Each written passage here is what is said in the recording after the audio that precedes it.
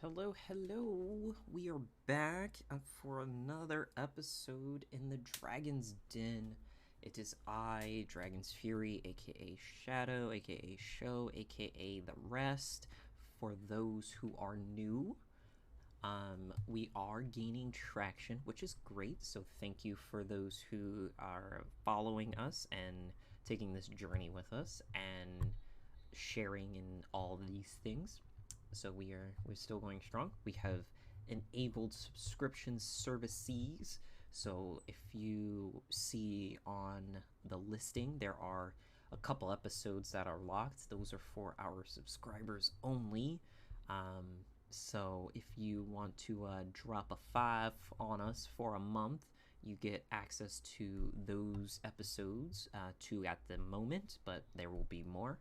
And you will get access to the dedicated Discord for that month, which will have easier access to us here at the show than the Reddit or the Instagram if you are not on those spheres, but that is still also available. You can reach out to me on the Reddit page that we have the polls, and you can reach out to me specifically on Instagram under Dragon's Fury. So, enough with the boring stuff. We have Infernal back from his celebratory outing. I'm not dead. Yeah, he's not dead. Didn't think you were, but good to know. And our When you're awake for almost 24 hours and driving for 14 of it, you, you never know what's going to happen. that might be a story for the subscribers. We might have to do a bonus for that one and tell that story of nonsense, because I know there was nonsense during that. The when this comes out, we would have made our trek to MegaCon in Florida. So we will be there enjoying all that is offered at that, and that will definitely be available in the Discord. We will have pictures available, the vlog that we are attempting to do. I don't know if we will successfully do it, but we will attempt to do it. So if you would like to, Dragon might be fangirling a bit much if he finds specific people. and then, yeah, but who doesn't? Who doesn't fangirl over specific people when they go to a convention? And if you're not, then you're not doing it right. That's just what that is. So if you want to be a part of that, $5. That's all it would be. You'll get all of that, and then you get to be a part of the fun that goes on here at the Dragon's Den. And I think it's a fair amount of fun. So I don't think it would be in a negative light to become a subscriber. Or not. Times are tough still. People still out here on that grind. You may not necessarily have $5 to put towards that, and so you can just hang out with the regular episodes. Those are still coming weekly, and yeah. So, the topic I got for you, Infernal, is a question. Oh dear. And the question came from TikTok. And the question is toxicity inherent, or is that a side effect of gaming?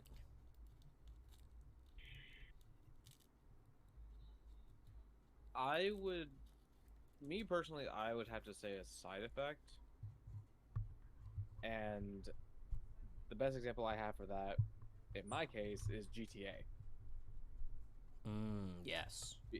Because when it came to GTA Online, because I don't care for the story of GTA. I got it for the online because I love games that allow you to make your character and just, especially when it has cars. It's like just drive around, have nice cars.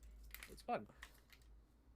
But my first experiences in GTA Online was I'm just minding my own business and people are chasing me down with jets. This was back in the day when the oppressors were not a thing, and people actually had to get into the military base and steal a jet. Good times, simpler times. There were simpler times.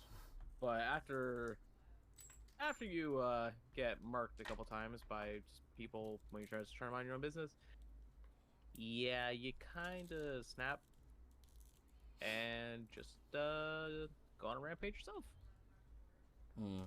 So you died Um, enough that you became the villain. yes, kill them before they get kill them before they kill you. I see. Um, I can't really say about other games because I do know like when it comes like Halo, COD, or a shooter, the amount of people that will teabag you when they get you down or gloat. I feel like I'm pretty sure you've had experience with that. Yes, I was the one doing the teabag. Yeah. So in your case, you are the toxic one.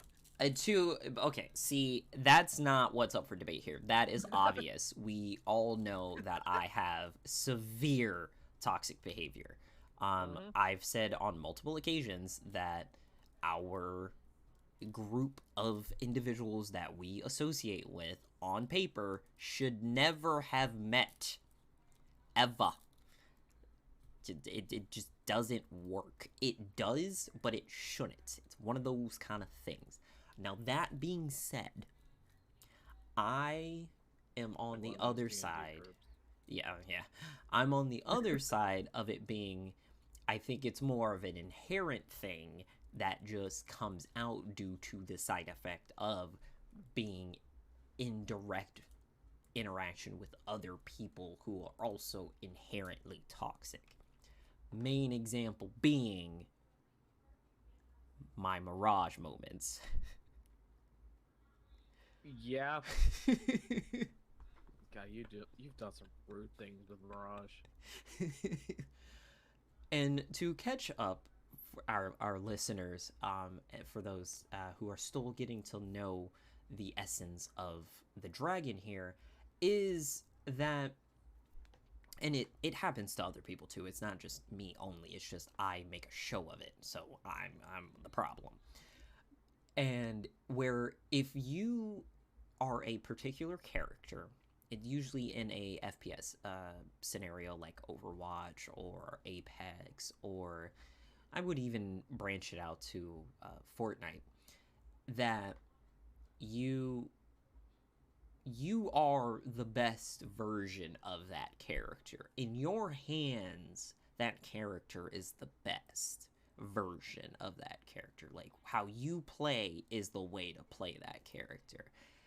And then you meet another individual playing the same character, and you just have this immediate visceral reaction to utterly and permanently ruin their ability to have fun because they decided that they were going to play the same character as you and then attempt to be better than you in this contest of skill, which is inherent in it's like someone has to lose, someone has to win, or in some cases there's a draw, but like there's still, even in draws, you would be like, yeah, but it would definitely the other half won that more of this quote unquote draw. Which brings me to what we had dubbed Mirage moments. So Mirage is my favorite Apex legend, and he's my favorite because he's basically a aspect of me. And so the whenever I come across another Mirage, I have what I call Mirage moments, which are if that particular Mirage is doing what I deem as basic Mirage things or meta Mirage play, it pisses me off.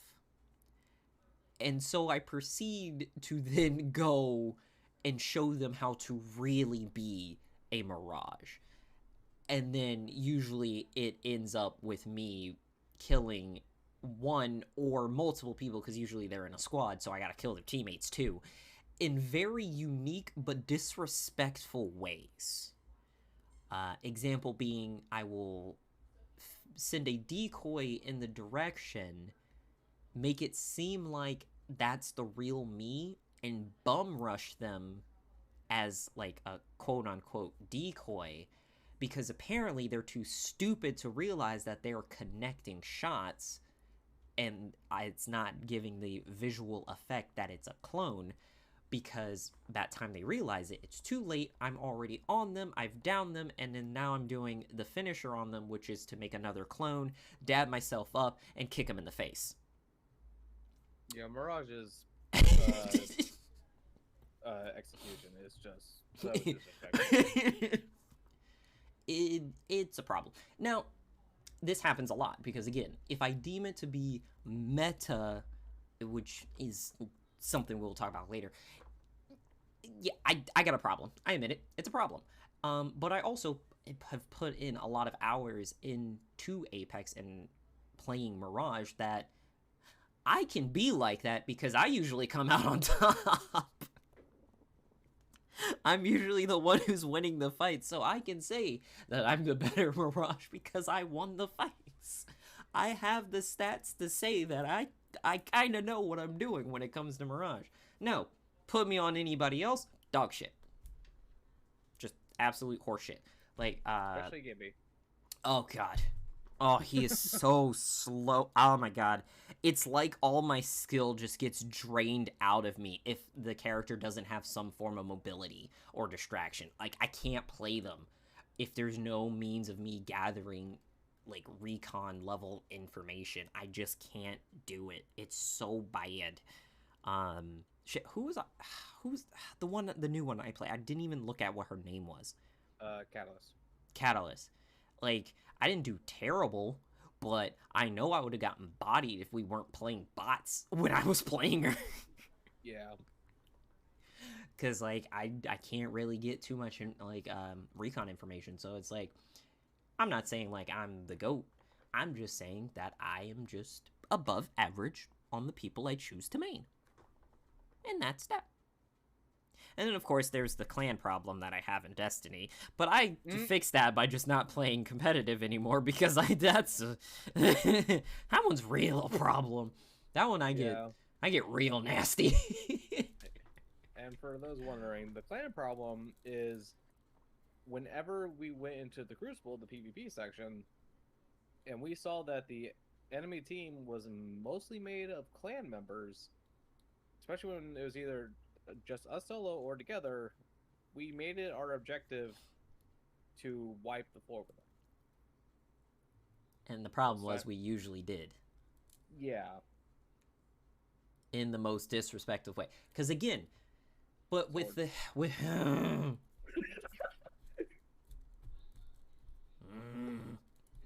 I have so many trigger words. I'm still... They let you do that. They let you do that. Half of it was skill. I am not detracting your prowess with a sword and of just melee weapons in general. I am not doing that. But when you run out of ammunition, and that was the only condition to stop you, that means they let you do it. And even then, I was able to get another kill before I got taken out. And you still killed them with an invisible broken sword. It was so stupid. They were so dumb. Would you like to get more detail to the listeners? Let me come down from the rage for a second. Fair enough. Fuck. All right. I'm back. So, this particular segment of life that we lived. So we were playing Crucible. This was early D2. So a lot of the I think it was around like Curse of Osiris. So yeah, or very, very early on, long before a lot of these busted weapons were available, where you didn't even have to try to get kills. Like, it was actual skill gunfights or slash abilities or whatever, but I never used my abilities. So in the map, they have an area where you can pick up heavy ammo. And heavy ammo is the ammo for the heavy slot, which is filled with your basically your kind of like heavy hitter weapons, usually light machine guns, rocket launchers, grenade launchers, and swords. Or The swords take ammo in Destiny for some reason. because it makes sense. It made more sense in D1 when the fact that they were made out of energy. So, like, the ammo itself was, like, the energy that powered the sword. And once you ran out of it, you no longer had a sword. It was just the hilts. Bring those swords back. So, it made sense. Now, it doesn't make sense because when you run out of ammo for the sword, the sword itself disappears. So, it makes sense and it doesn't make sense at the same time. But that's not the point. So, he had a particular sword that was specific to his class, being the hunter. If you need more details past that, then go look up Destiny. And so this particular one gave you kind of like a more agile look to your running animations and like your movement. So it made you look cool, essentially. And back then, swords were pretty much one-hit kills unless you were the Titan class, which they were a little bit more beefy, so it took about 2 swipes to take them out. Otherwise, 1 swipe, you're out of there. But which was the point, because it was a heavy weapon, so it was supposed to do more damage, and you're not really supposed to survive it. That's the whole point. Now, he's not going around just murking everybody on endless ammo. It is very little. Back then it was like what, 10? 6? Okay. So it was 6. So that's essentially 6 swings on someone before no more, right? Unfortunately, there is a mechanic that when you kill someone, they drop ammo. And this is where the problem began. So, Mr. Infernal over here gets the heavy, gets a sword out. We already know what's gonna happen. Someone's gonna die. It's inevitable. This man's ruthless with a sword. Like, I'm glad he's on my side. At the same time, I'm glad he's not.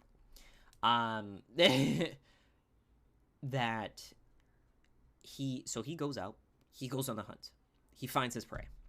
Starts killing the team. Starts killing anyone and everyone that he finds. So it was 6v6 back then. So six kills in, because he's found 6 people. Theoretically, he should have ran out of ammo or been killed by now. Because again, he's just using a sword. He's not using a gun. So it's just sword and abilities. So he's, doing his duck, dip, dash, whatever's he does as a hunter. Invisa sword. And so he, running up on people, which is fine.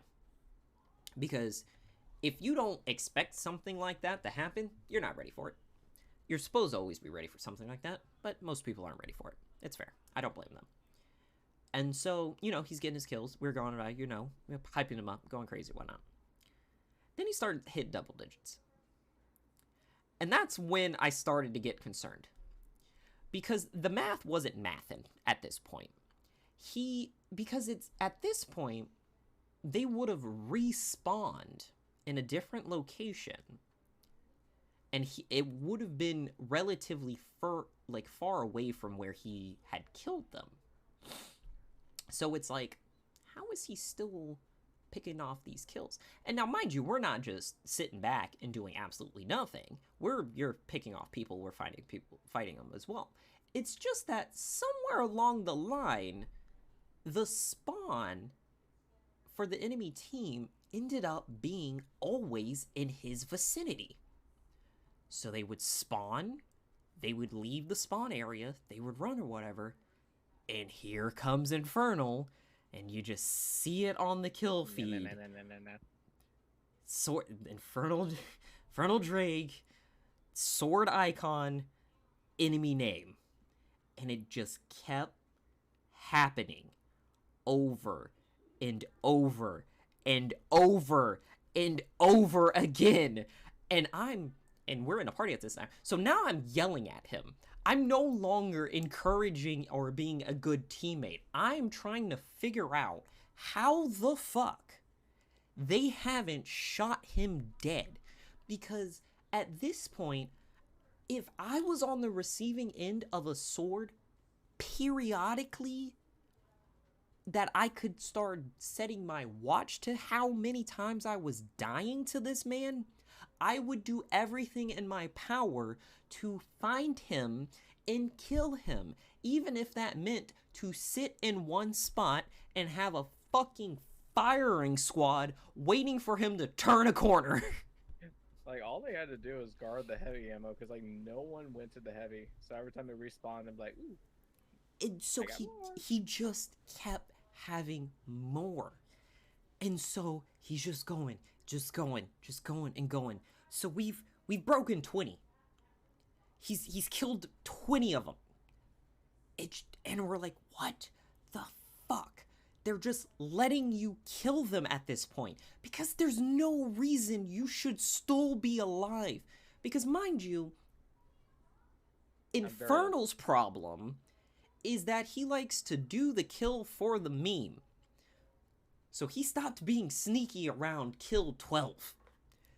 He basically could have had an air horn attached to his ass and fart and then come flying through to let you know that I'm here, stop me if you can. It would basically be equivalent of a meme Kampachi. Fight me. Mixed with a little Rex. Just fight me. It was bonkers. And like we said earlier, the only reason why he died was because he no longer had the means to kill them. He finally ran out. He finally ran out of ammo. But also, he basically just beat them over the head with an invisible sword that no longer existed, which takes 3 to 4 hits and gives you recoil on each hit. Oh yeah, it's very slow.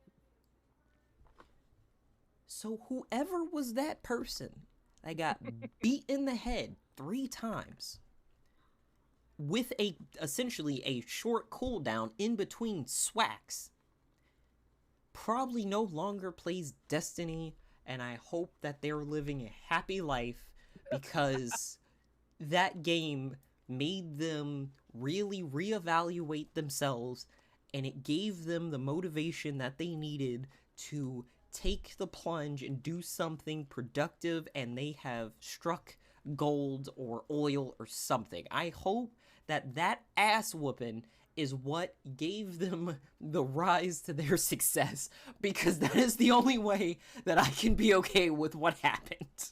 Man, could you imagine that someone's like story for success? So it's like, how did you get started on this path? I got whacked with a sword. Oh, it's something. Yeah, wait. We're definitely going to have to go in more detail of the insanity that is Infernal for our subscribers. That will definitely be an episode in and of itself, as we did, me and Mermaid did for us for our anniversary. So we'll have more for the other groups as well, of just their highlights or lowlights, if you will. Oh my god. God damn. it was so bad. It was so bad. Flashbacks. So many flashbacks.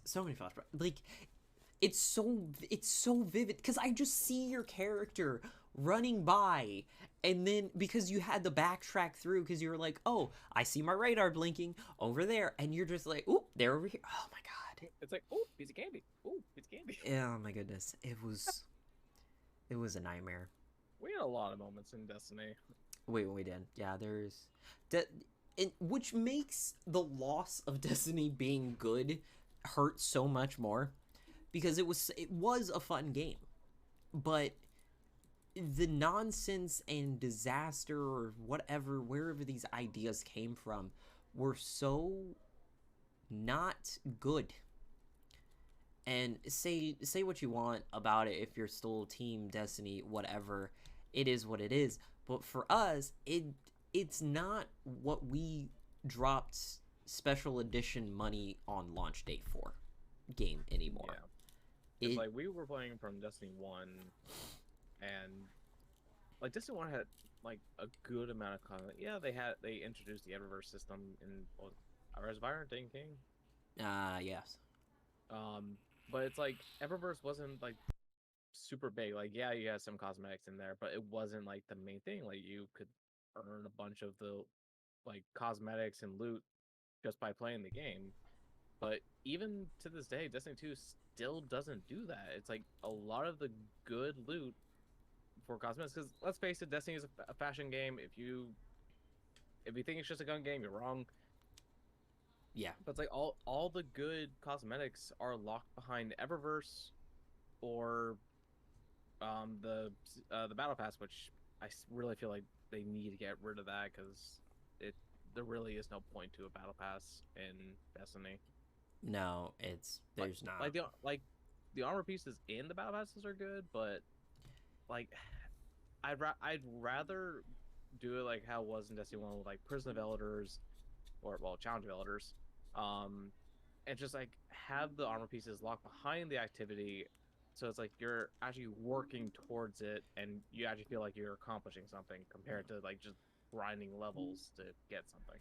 Right. But they would have to revert back to that system of actually giving armor and not cosmetics to the armor, because that, I don't know if it was just easier for them to make basically the new armors to be reskins for old armor, in just as from a gaming standpoint, I don't know. But as a player, it was the laziest decision, because now I don't have the yes, I have the ability to look like what I want, essentially look like what I want, because you still have to get the means to make Them into every ornaments. yeah, make them into ornaments.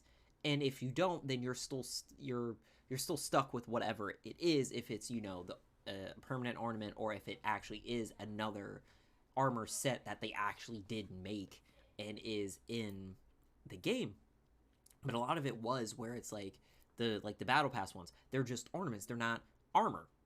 I Yeah.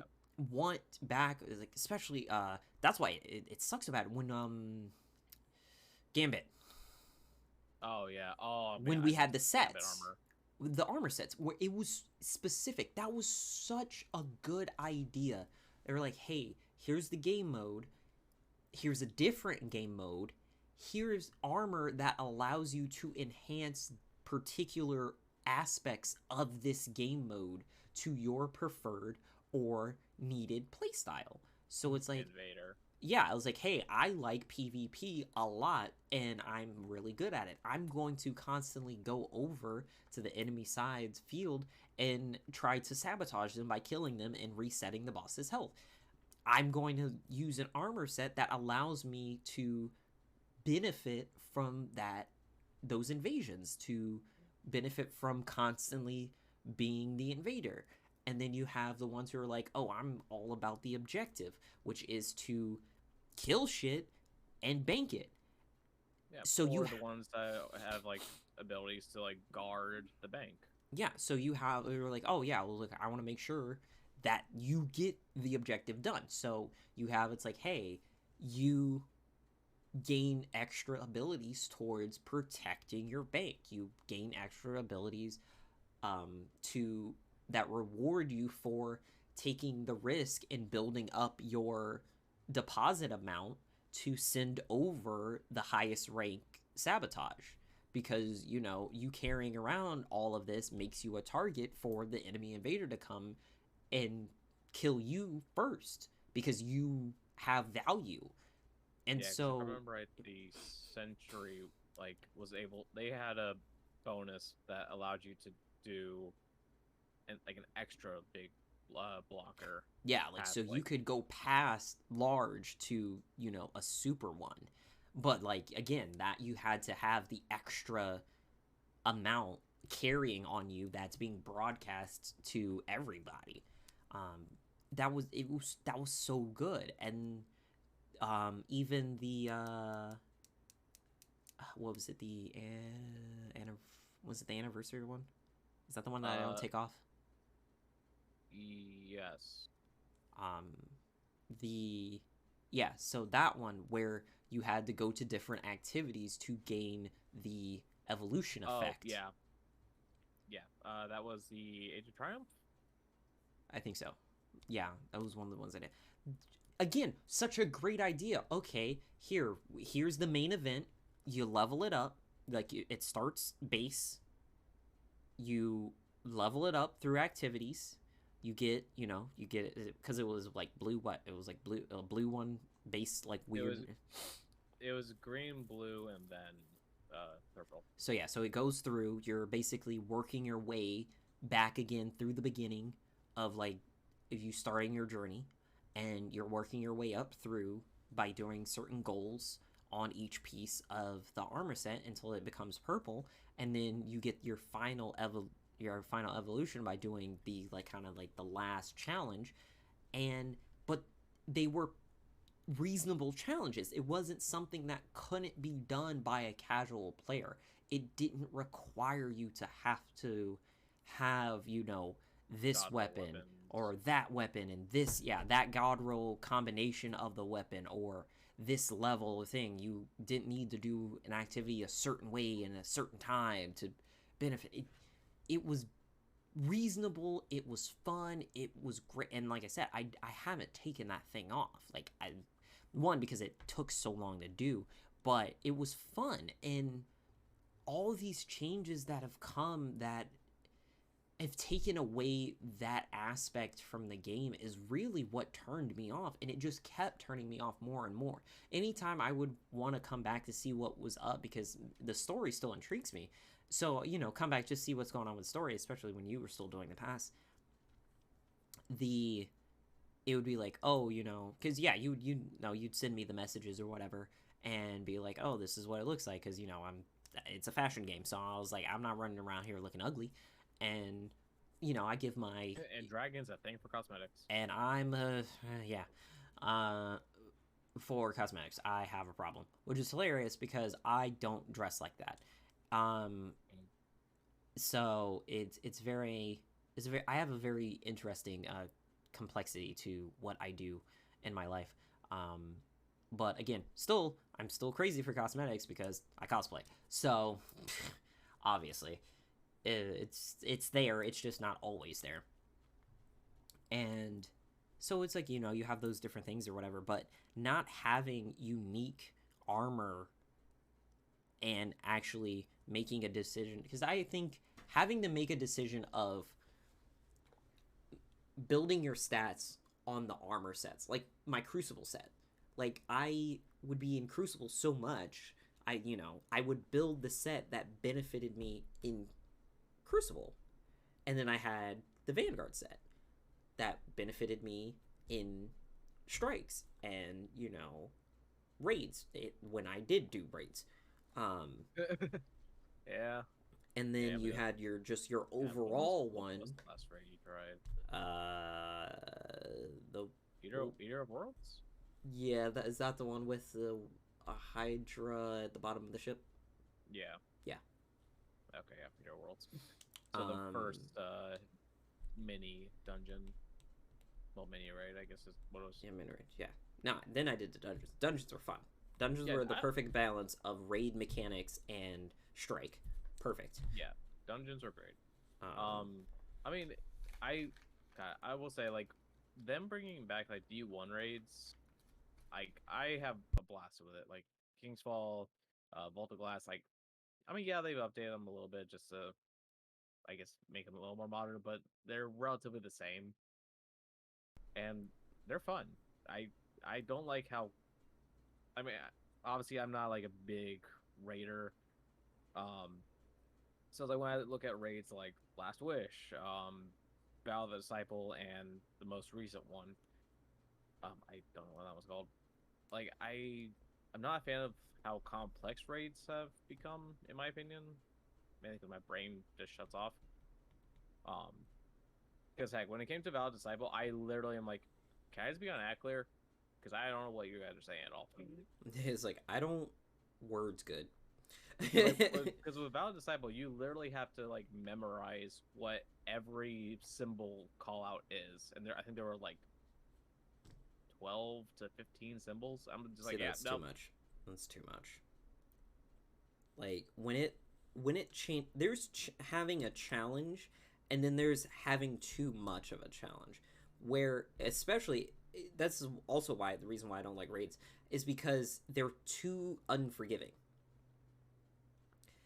There's obviously they have like your thing the things where it's like, oh, you can like mess up once, Yeah, maybe twice or thing, but the reality is that when you're it's not really a safety net, it's more of a ask the lesson, stressed. well, a lesson by, you know, accident. What's the analogy I'm looking for? It's essentially, it's like you suffer the consequences, but you have this quote unquote help or like second chance that really isn't a second chance because it's that much harder to complete the objective Mm-hmm. because of what happened. So it's Yeah, like, like if oh, you you miss, lost a like member, then lost oh, number, missed your super by accident. yeah, it's like, oh, he was like, you lost a member. Okay, well, you could, it's still doable, but it's It becomes like, exponentially harder. yeah, it's like me being the size I am at like 120, and someone coming up to me was like, well, you can compete in the strongman competition, but you're not going to do well, kind of deal. It's like you're going to suffer the consequence of the decision to continue this path instead of starting over and doing it as intended, in which is quote unquote perfectly. Yeah, That it's not fun, and that's, corroborated with the fact of how many people quit raids when they're doing them, yeah, that's another thing that makes raids just so unfun to do, especially the difficult ones. because Because it's so difficult that people aren't willing to commit that much time to it. Because don't get me wrong, there's a point where it's like, okay, I have set out 5 hours for gaming, right?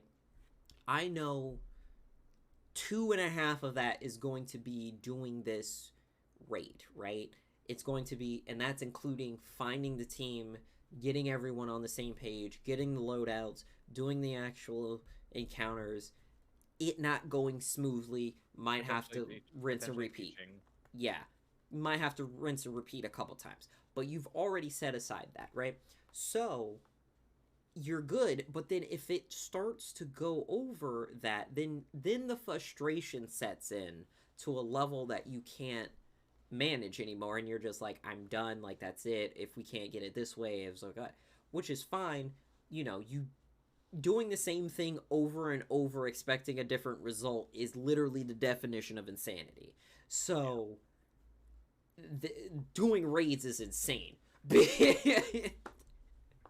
Because you're doing yeah. it over and over for the hope that you get different loot is what you're doing. So doing raids equates to sanity, and you just have to accept that. But Especially when it comes to the exotic weapons, yeah, because, for example, like Bottle Glass, you got the wow, my brain is blanked out on the name. The linear fusion rifle. Um, Beck Smith class, that's what it was. there you go. Like everyone wanted that weapon because it was OP. It was OP. Honestly, I think it still is. Um, but like you would have like various people like that would get in their first or like first 10 runs, and then you have some people that have run it like 50 times on all three of their characters, never even got it, and I'm just like, at some point you got to stop. Yeah, But and then of course, at what point where it's like, oh, you got to stop to the you might as well keep going cuz you've already done it this Yeah. much. There's no real balance in that, and as the developer, I think that's where you need to find a way to create that balance because like you said, you have people who are getting it on the first run and then people who are never getting it, which I understand it's all RNG, but that's just an illusion because it's all just, numbers in code. So realistically, it's just because I this is how I always saw RNG was always like it was never specific to you. It was never how many times are you attempting to acquire this item versus the chances of you getting it.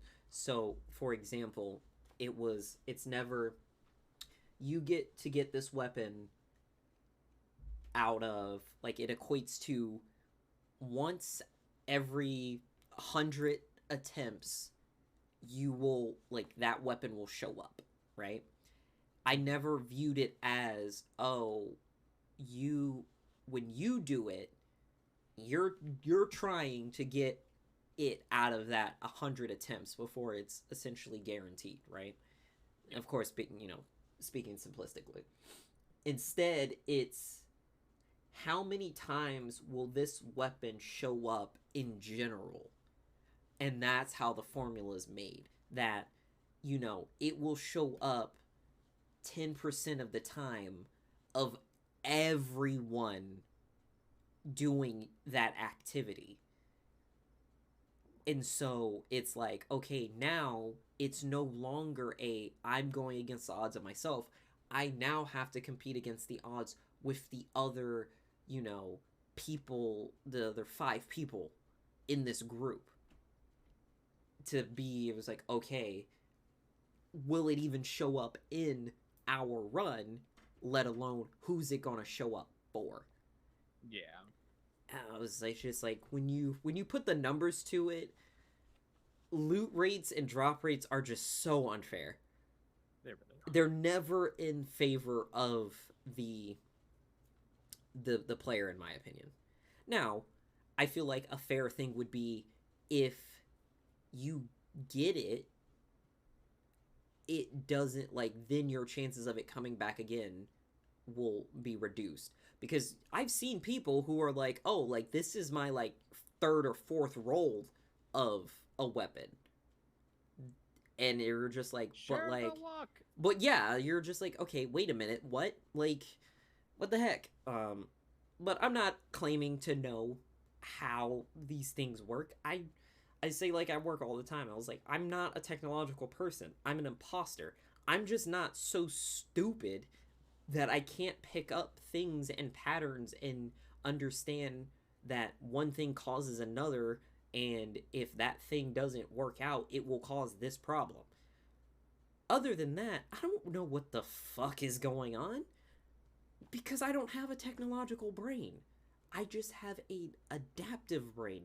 I can learn. Learning. What is that? What is that? No, so it's it's pretty upsetting. Essentially, is the moral of that story, of the mini rants of that is that the state of Destiny specifically, and other games that we've played that we've talked in previous episodes about how they're no longer what we want them or liked them for. They've just lost that, and everything will go through a change, and try new things or whatever. That's not a problem. It's the when you keep going down a path of change and the effect is always turning out worse, or you're catering to the part of the community that shouldn't be catered to. But who knows? That's just things of life at that point. The loudest ones are the ones who are being heard, but the dumbest ideas are the ones that are being taken. Yep. So it'd be rough out in these streets.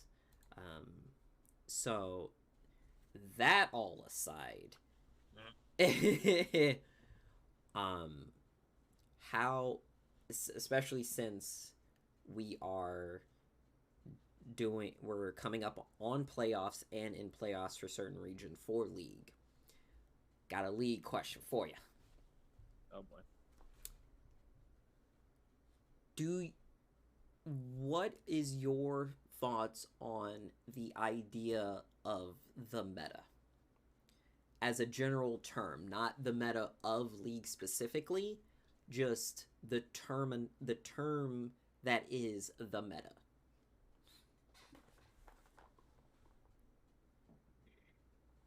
So like as in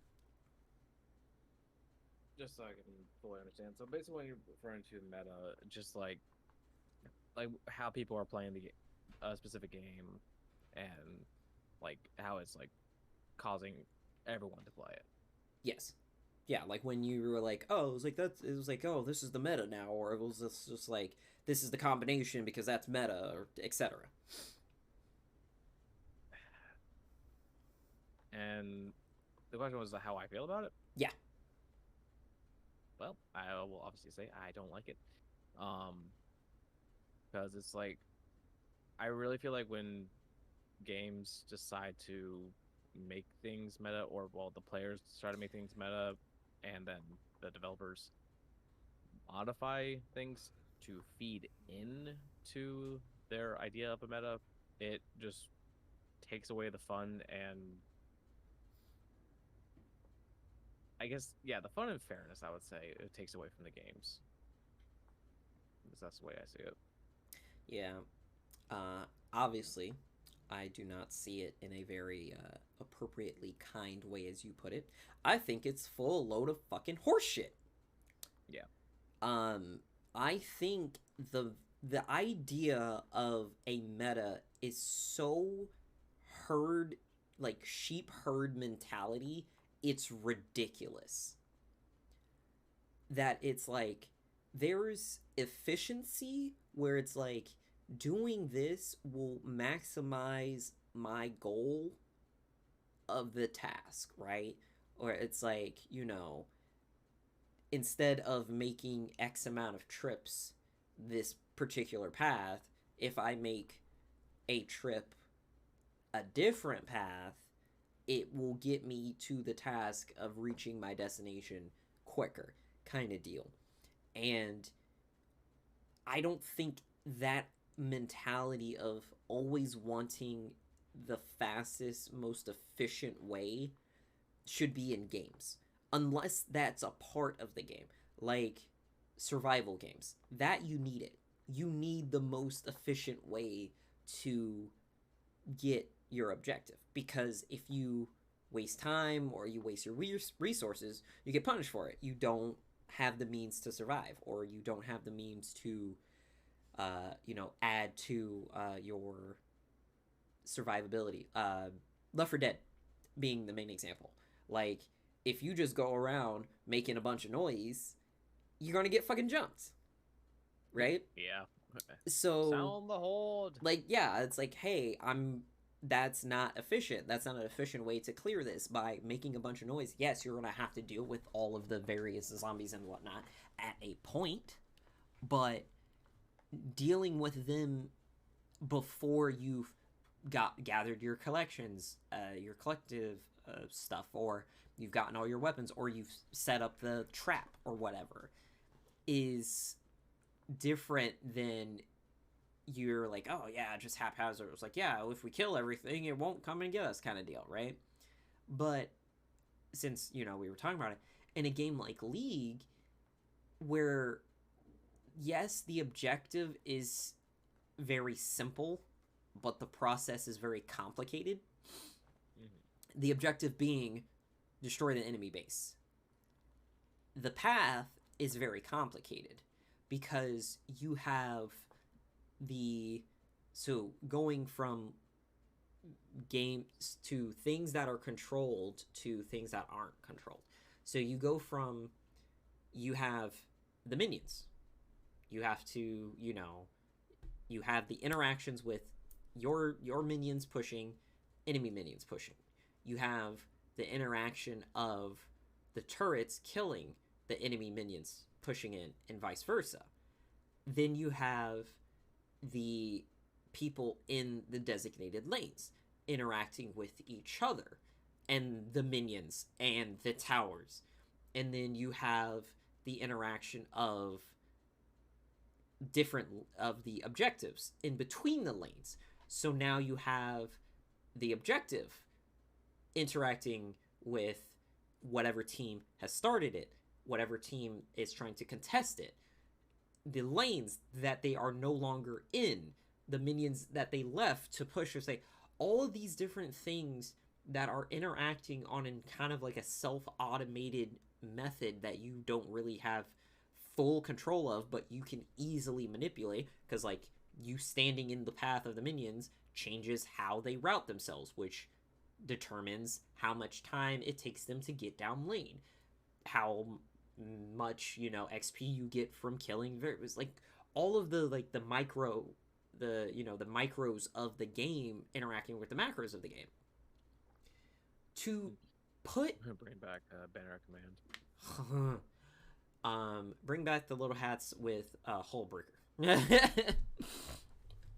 Yeah, no, they need to do that.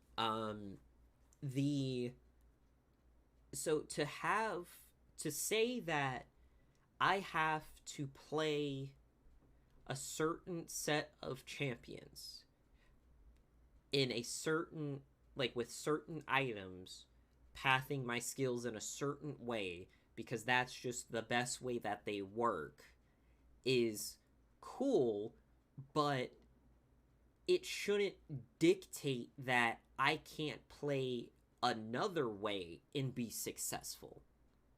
Mm-hmm. That's where it comes into where I was saying that that idea shouldn't exist in these kind of games.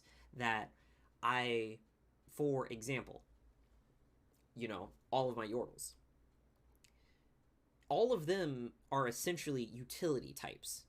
So you have, Ziggs and Tristana being, the structure busters, right? You have Lulu, Veigar, and Gnar being the controllers. Those three really change the way that a team fight or a setup for a team fight goes. Like, you can shut off a whole area just for being there with those three.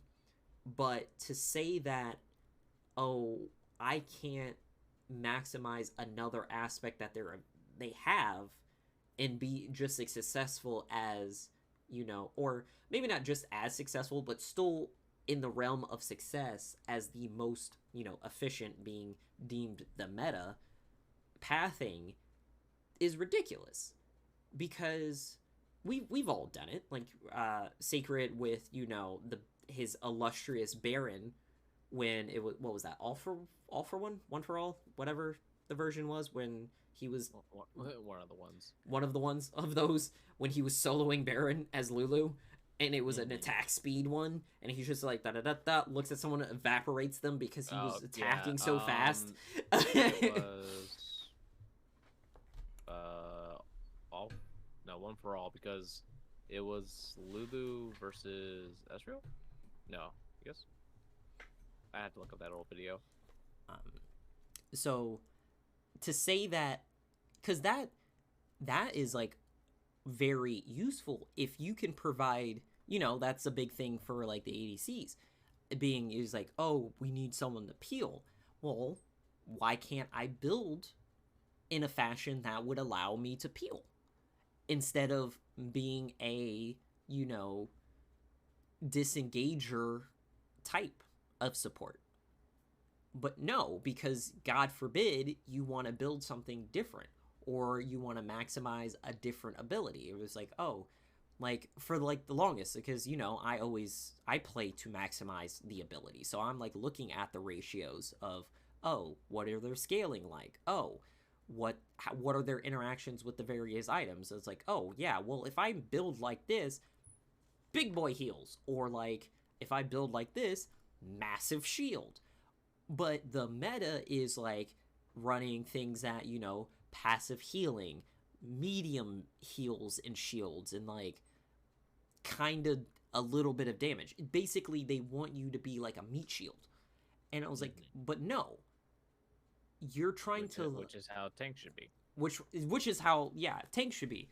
But then if you want, but the same with the tanks, if you chose to not be like a tank, but you wanted to provide a different aspect or thing that your team needs, it's like, say they don't necessarily need you to survive as long because it's like we can, output the damage or whatever, but we need some kind of disengage or whatever. If they have an ability that causes that, build into that. But God forbid, like, minus this current season because everything is just completely out of whack.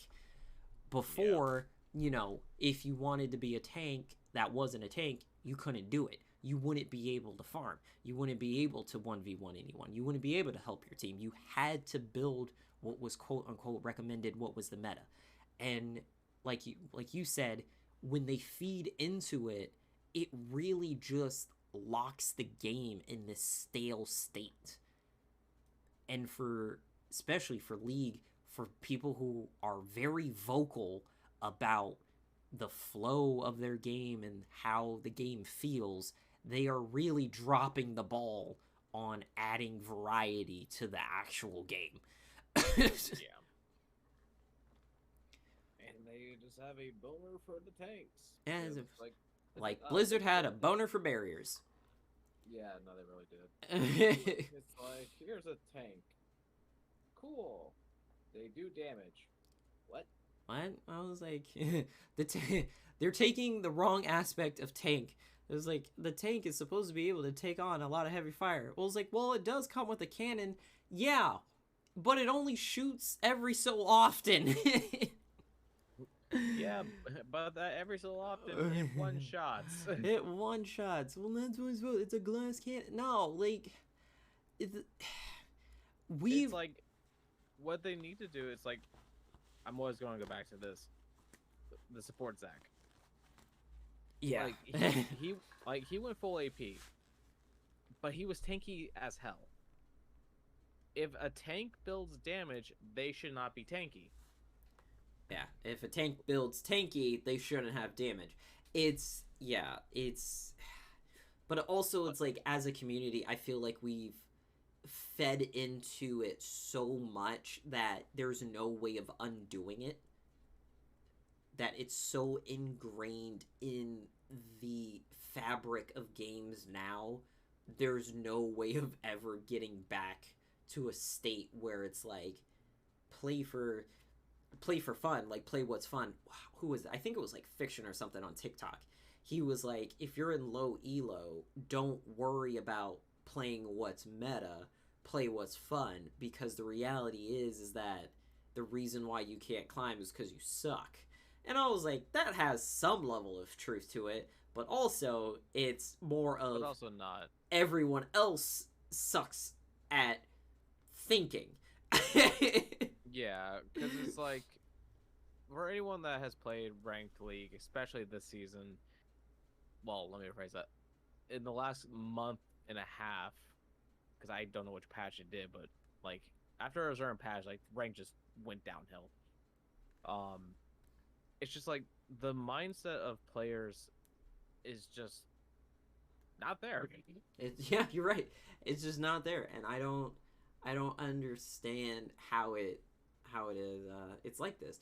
What still to this day will always baffle me, even when I return to ranks back in whenever end of the year, because that's when not the end of the year, maybe close, when Split 2 starts is when I'll go back.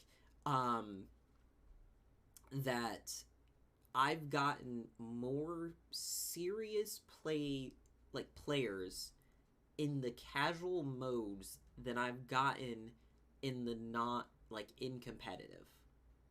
Well, and yeah, I will never understand. Because all the serious ranked players have just given up. But the same, but it's like, even if you're like a serious rank player that's given up on that, you there's still the ones like like when we're playing ARAM and we're going against like 5 stacks, when we go in like 5 deep, you can tell that obviously like they play to win, but they're still playing for fun. Like they're still trying as like, oh, let's try this, wonky build we tried, or like let's try this different aspect of the champion and see if it's viable. Like, let me use my skills to give a real gauge of, is this viable? Um, like my I wonder if moments.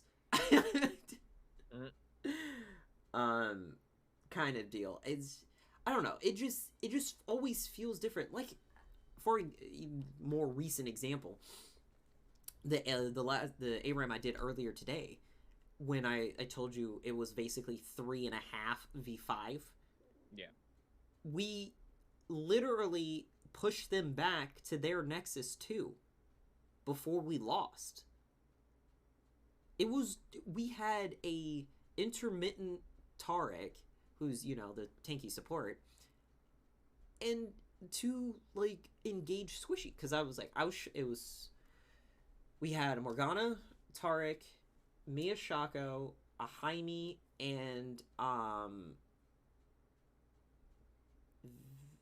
Caitlyn. Those people aren't meant to be super engaged. And we were going against a Pyke, a Lux, a Jarvan, and Ash, and I can't remember who the other one was. Soraka. There we go. So, oh god, that just sounds disgusting. Yeah, no, it freaking sucked.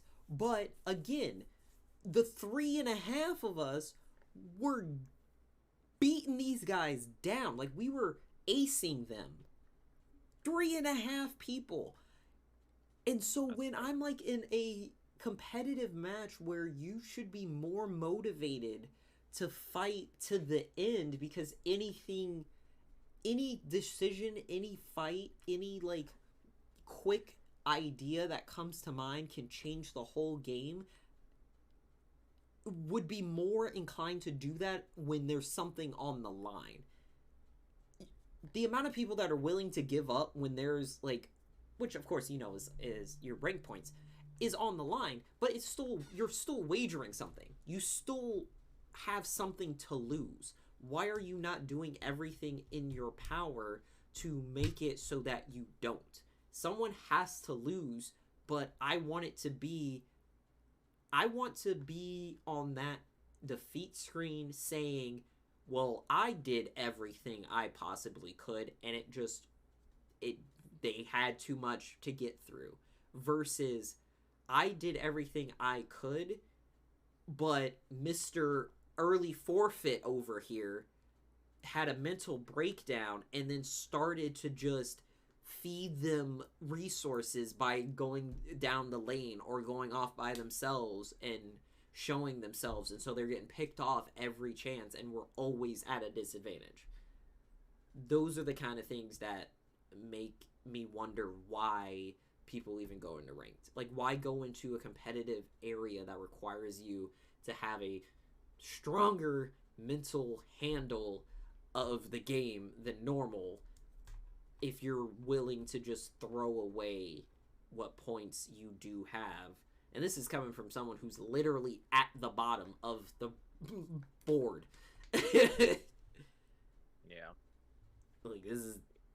Like, come on. It doesn't make sense. It's like, if you're going to go into this, like, play to actually play and not whine.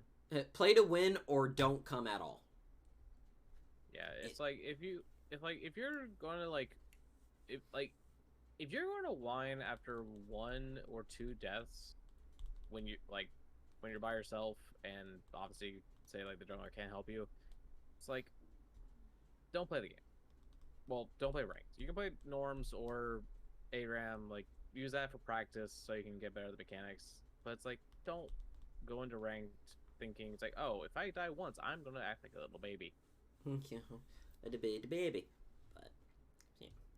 So that with that rants, Yeah, we this already became just a rant episode. yeah, it happens. It is what it is. That's the point of the Dragon Sin, is to just let what happens as we add to the horde of episodes and sit on top of our memories, our ideas, our opinions that are shared with all.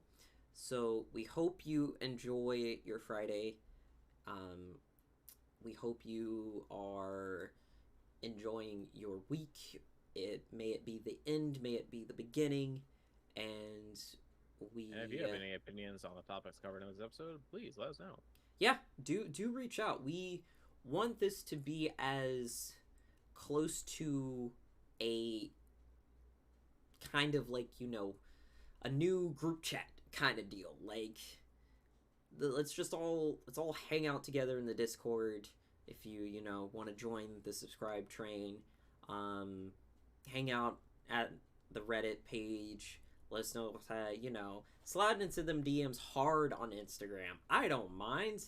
Let us know what you think of the various things that we talk about. They give us ideas of things to talk about, things that you may have had on your mind, and it doesn't have to necessarily be gaming's in general. We just use that as the point of um, relating.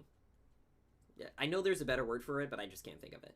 That because now gaming is so prevalent in most people's lives in some capacity that it's a great springboard to dip into other topics. So it doesn't have to be game related. It could just be in general, like any question that you may or may not have in regards to us specifically, or games that you have, or just other general stuff that you may want to share with disembodied voices on the internet. So, to each his own, and we hope you continue along this journey with us. We're still going strong because, yeah, this being episode 11, that's 11 straight weeks of doing the show, which is like crazy because that's almost, what, 3 months? Yeah. That's wild. Like, if you would have told me that we would have been recording episode 11 when I was first recording that intro, I wouldn't say I would necessarily say I wouldn't believe you, but I would not have been head over being like, yeah, totally. Yeah, of course we'd be almost 3 months in with this show and have, 2023 is a crazy year. And actually have like listeners, and it's crazy international. Like we had someone, I checked the analytics like I told you earlier. Someone from Australia found us. That's wild to me. That's crazy. We're based on the East Coast in the U.S. Someone in Australia stumbled across and listened to one of the episodes long enough and enjoyed it enough to become a follower. Like, they want to know when else like other episodes are to come. That's just really cool to me. So as we continue on and hope for and see whatever things we have, we hope you are along for the ride, for the long ride. Honestly, eventually we will have to stop, but I don't see it being anytime soon. So with that, you're welcome to stay in the den, but we're not, and we'll see you next time. Bye-bye.